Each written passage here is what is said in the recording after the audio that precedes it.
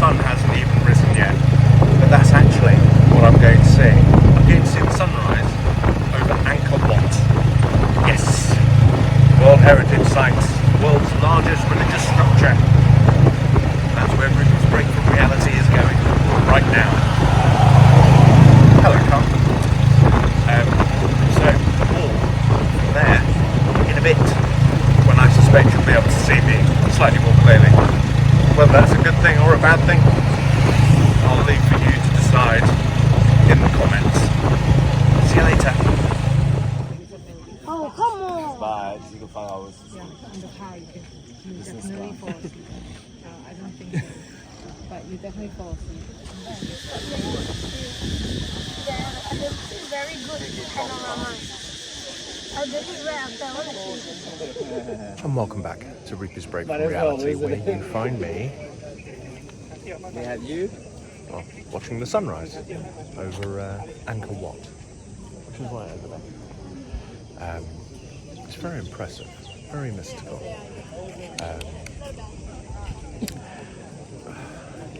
There's comparison with Stonehenge and indeed Uluru, but for very, very different reasons, which I'm sure I'll go into at a later point. But for now, I'm going to have a little wander around the rest of the site and see what's what. No pun intended.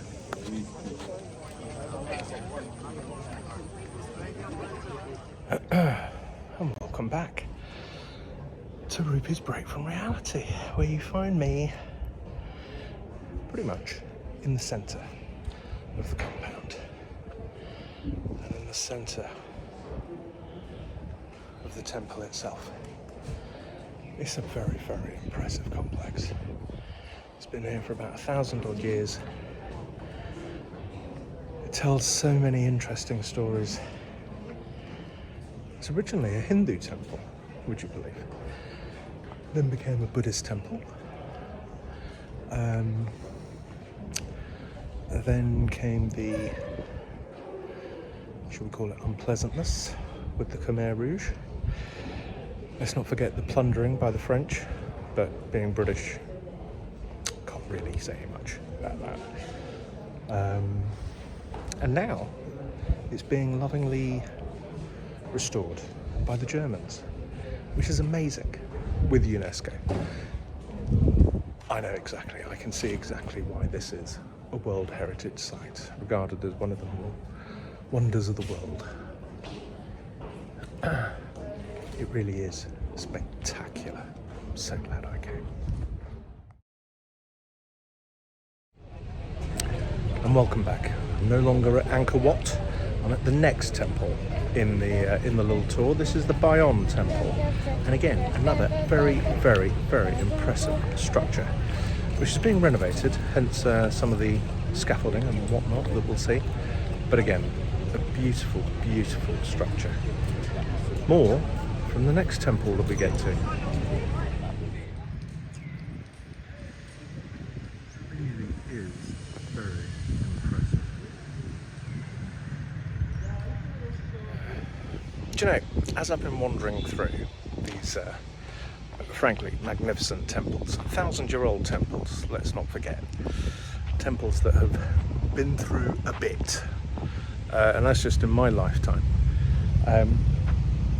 there is a small part of me, the nonsensical part of me, the childish side of me, which, let's face it, is most of it, keeps thinking, wouldn't it be great to just run through all of these temples, maybe in a pair of brown trousers, brown shoes, brown leather jacket, fedora, with a whip, and maybe see if there's a golden idol or two that I can steal. I say steal, replace with a bag of sand. What puts me off is being chased by the giant boulder. Childish I may be, strong sense of self-preservation I also have, and that's about as close to Indiana Jones as I'll ever get. Hey ho, catch you later. I'm approaching the Tar Prom temple.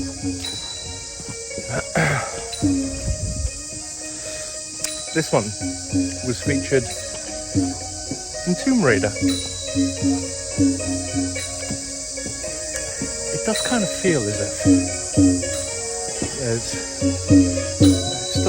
as if there should be an adventure going on. And if you're wondering what the music is,